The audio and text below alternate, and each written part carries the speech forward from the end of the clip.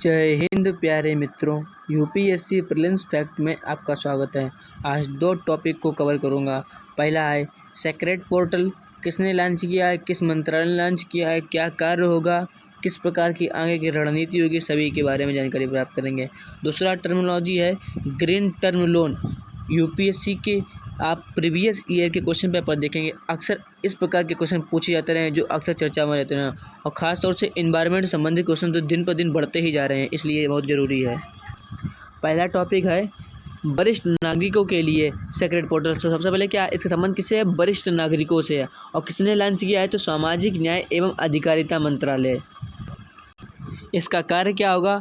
तो कार्य होगा वरिष्ठ नागरिकों को रोजगार प्रदान करने के लिए ऑनलाइन एक विनिमय के तौर पर करेगा, यानी ऑनलाइन एक मंच का कार्य करेगा। यहाँ पर नियोक्ता और एम्प्लॉयर, जिसे कहते हैं इंग्लिश में एम्प्लॉयर, और जो सर्विस देने वाले होते हैं कौन? कर्मचारी, दोनों अपना डाटा सेव करेंगे। तो इसका फुल फॉर्म क्या है पोर्टल का? सीनियर एबल सिटीजन फॉर री एम्प्लॉयमेंट इन डिग्निटी। तो समझ गए फुल फॉर्म क्या है सेक्रेट का। इसे कब लॉन्च किया? 1 अक्टूबर को। 1 अक्टूबर क्यों? क्योंकि 1 अक्टूबर को अंतर्राष्ट्रीय वृद्धजन दिवस मनाते हैं।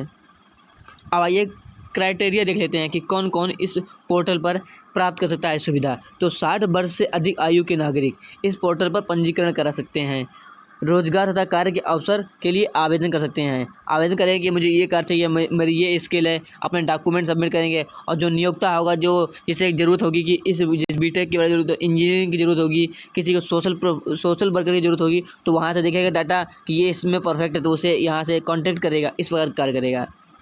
रोजगार पोर्टल न केवल रोजगार चाहने वाले वरिष्ठ नागरिकों बल्कि नियोक्ताओं और सेल्फ हेल्प ग्रुप यानी एसएचजी, कौशल प्राप्त करने वाले वरिष्ठ नागरिकों, एजेंसियों को एक साथ सेवा प्रदान करेगा।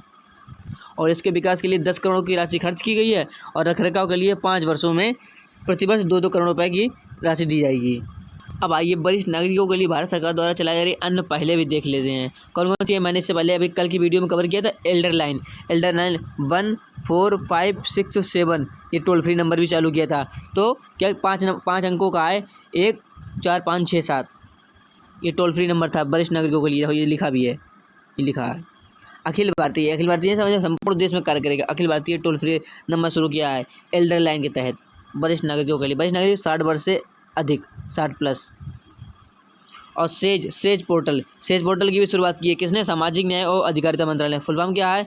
Senior care ageing growth engine, says का फुल फॉर्म। तो किसने शुरू किया है? सेज। और सेक्रेट किसने शुरू किया? दोनों सामाजिक न्याय और अधिकारिता मंत्रालय। याद करना, मैं बार बार रिपीट कर रहा हूँ। इस सेज का कार्य क्या होगा? विश्वसनीय स्टार्टअप के माध्यम से वरिष्ठ नागरिकों की देखरेख में उपयोगी गुड्स एंड सर्विस यानी उत्पादों और सेवाओं को प्रदान करने वाले वन स्टॉप एक्सेस, यानी एक जगह से जो अपने उत्पाद और सेवा देते हैं उन्हें लाना। तो 1 अक्टूबर को क्या मनाते हैं? अंतर्राष्ट्रीय वृद्धजन दिवस। 2 अक्टूबर को गांधी जयंती। इस प्रकार याद कर सकते हैं आप। और इस वर्ष की थीम क्या थी? सभी उम्र के लिए digital connectivity for all edges. अगला टर्म क्या है? Green term loan. उससे पहले ये बात नोट लीजिए आप कि 2021 से 30 तक यूनाइटेड नेशन जनरल असेंबली ने स्वास्थ्य वृद्धावस्था दशक घोषित किया है। तो कब घोषित किया है? 21 से 30 स्वास्थ्य वृद्धावस्था दशक किसने घोषित किया है? United nation general assembly, UNGA, संयुक्त राष्ट्र महासभा। अगला है ग्रीन टर्म लोन। क्या है ग्रीन टर्म लोन? कुछ नहीं, ग्रीन क्या? पर्यावरण संबंधित। लोन क्या? पर्यावरण के लिए जैसे कोई आप पर्यावरण परियोजना के लिए लोन लेंगे तो उसे क्या कहेंगे? Green term loan. जैसे आपने कचरा प्रबंधन के लिए कोई मशीन लगाई है कि आप वो पॉलीथीन को इकट्ठा करके उसे प्लास्टिक में कन्वर्ट करेंगे, तो उससे क्या अगर होगा? इससे पर्यावरण का सफाई होगी। तो इसे आपने इसके लिए फंड के लिए लोन लिया, तो इस लोन को क्या कहेंगे? Green term loan. इस प्रकार की टर्मिनोलॉजी है। आइए देखते हैं क्यों चर्चा में है ये।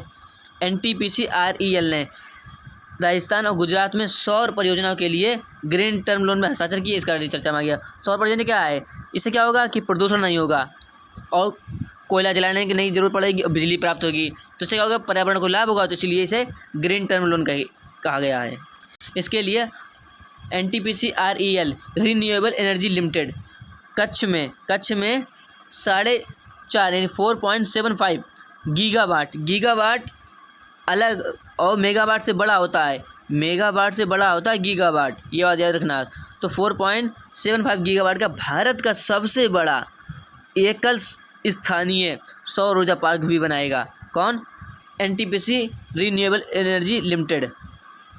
आइए अब जान लेते हैं ग्रीन लोन के बारे में। ग्रीन लोन क्या है? ये फंडिंग का एक रूप है जो उन परियोजनाओं को फंडिंग में सक्षम बनाने में और सशक्त बनाने के लिए प्रयोग किया जाता है जिनका पर्यावरणीय प्रभाव होता है, एक विशिष्ट पर्यावरणीय प्रभाव होता है, जो हरित परियोजनाओं या के लिए लोन लेते हैं। बस इन्हें निर्देशित करता है, उन्हें इंडिकेट करता है। आप कहेंगे कि ये लोन क्यों लेते हैं, इसका लाभ क्या होता है? इसका लाभ क्या होगा कि आप कोई कार्य करेंगे, आपकी छवि अच्छी होगी उस क्षेत्र में, आपको अवार्ड भी मिलेंगे, ग्रीन पर्यावरण संबंधी अवार्ड मिलेंगे। तो क्या होगा? कॉर्पोरेट के लाभ में होगी, कॉर्पोरेट के मूल्य में वृद्धि होगी। जो कॉर्पोरेट खोलेंगे आपके उसके मूल्य में वृद्धि होगी, हरित ऋण प्राप्त करने में, हरित परियोजनाओं के सक्रिय, और जब आपको ऋण मिलेगा तो आप परियोजनाओं में सक्रिय रूप से बढ़ाएंगे, धीरे दिन पर दिन उसको बढ़ाते चले जाएंगे और उसे सार्वजनिक स्वीकृति भी मिल सकती है। और इसके लिए आप अपने CSR कॉर्पोरेट सोशल रिस्पॉन्सिबिलिटी, इसकी शुरुआत कब हुई थी? 2013 कंपनी एक्ट 2013 के तहत इसकी शुरुआत हुई थी। तो कॉर्पोरेट सोशल रिस्पॉन्सिबिलिटी के अपने लक्ष्यों को पूरा करते हैं। इसमें कहा जाता है कि हर कंपनी अपने कुल लाभ का 2% हिस्सा सामाजिक क्षेत्र में कार्य करेगी, खर्च करेगी। कॉर्पोरेट लाभ तो देख लिया, इसके बाद क्या होगा? परिस्थिति के साथ अर्थव्यवस्था में संतुलन होगा, जिसे कहते हैं पर्यावरण साध्य रणनीति। इससे क्या होगा? आप पर्यावरण की लाभ लेंगे तो पर्यावरण को लाभ प्राप्त होगा, उसके लिए ऋण लेंगे तो लाभ होगा, स्थानीय समाज में निर्माण में योगदान देंगे आप अपना, और इसके साथ उधार रिटर्न भी आपको अच्छा प्राप्त होगा। और इसके लिए लोन में जो ब्याज लगता है, ब्याज की दर भी कम होगी। ग्रीन लोन और ग्रीन डिपॉजिट में वृद्धि से ग्रीन लोन के बारे में व्यक्ति की जागरूकता बढ़ेगी। फिर लोग इस प्रकार के रूप में कार्य करेंगे तो पर्यावरण जल्द से जल्द स्वच्छ होगा और ग्लोबल वार्मिंग पर कंट्रोल स्थापित हो सकेगा। ये दो और नोट कीजिए आप, ग्रीन बॉन्ड और ESG फंड, ये क्या होते हैं? ये इकोनॉमी में भी पूछ सकते हैं और इन्वायरमेंट में भी, दो सेक्शन में पूछ सकते हैं। सबसे पहले देखते हैं ग्रीन बॉन्ड क्या है। जैसे मैंने आपको शुरू में क्या बताया है, पर्यावरण के लिए आप ऋण लेंगे तो उसका एक साधन है ग्रीन बॉन्ड, ग्रीन ऋण का एक साधन है, समझ लीजिए, जिसके माध्यम से आप ग्रीन परियोजना, हरित परियोजना के लिए पूंजी जुटाते हैं। जैसे आपने कोई सौर ऊर्जा के लिए क्या है, और बिजली के उत्पादन के लिए क्या है, कचरा प्रबंधन के लिए क्या है, और परिवहन के क्षेत्र में क्या है, इसके इलेक्ट्रॉनिक व्हीकल, इसके लिए क्या है, तो ये क्या है, नवीकरणीय ऊर्जा है। जल प्रबंधन के लिए आपने ऋण लिया है तो क्या है, और इसके लिए आपको पैसा की ज़रूरत होगी, तो पैसा के लिए आपने कंपनी से बॉन्ड जारी किए तो उसे क्या कहेंगे? Green bond.